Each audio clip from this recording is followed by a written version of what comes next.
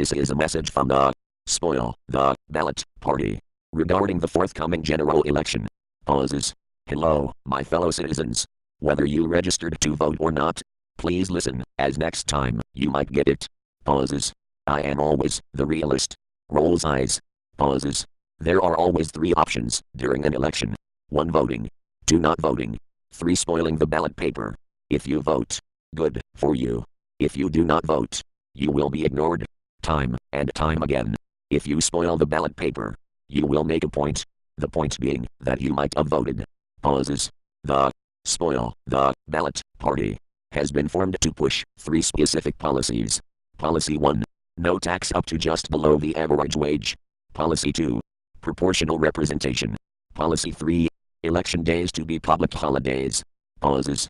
Now you might think these are throwaway policies, that they could never be enacted. So let me walk you through them, one by one, starting at the bottom. Pauses. Policy 3. Election days to be public holidays. This is cheap and easy to do.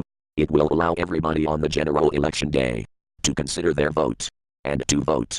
It is 1 day every 5 years. We can afford this. And we already know the United Kingdom has a public holiday deficit. Pauses. Policy 2. Proportional representation. We already have a perfectly good proportional representation system for the United Kingdom. It was the one used for the European Union elections. We can increase the number of seats to 300, but use the same system. This is zero cost. And we save money, as the current system never delivers true democracy, and is wasteful in so many ways. Pauses. Policy 1. No tax up to just below the average wage. Pauses. Now, many think that is a dumb idea. How can you not collect tax from such a large portion of the population? But if you look at the data, you will find that it makes sense. Indirect taxation is large. Income tax collection is expensive. Freeing up tax collectors to focus on larger tax sources makes sense. Consider these benefits. Setting the taxation boundary to below the average wage reduces the pressure on rising wages. Many government workers would then pay zero tax. So there will be less circular taxation.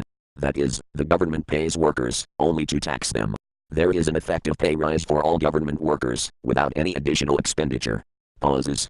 This method is much better than quantitative easing, since the money is injected directly into the economy, not held in reserve by the banks. There will still be employers and employees' national insurance to pay on people's wages. This is a shared burden, a contract between the employer and employee.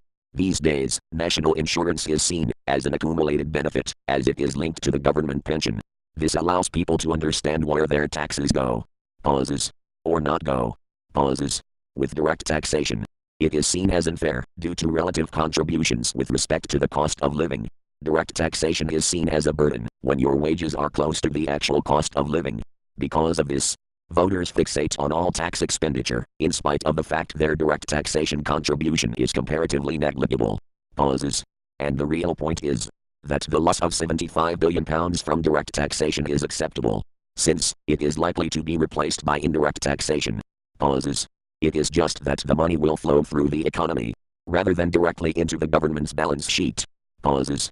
So, this election day, vote for a local representative, if you think they are up to the job of being a member of parliament.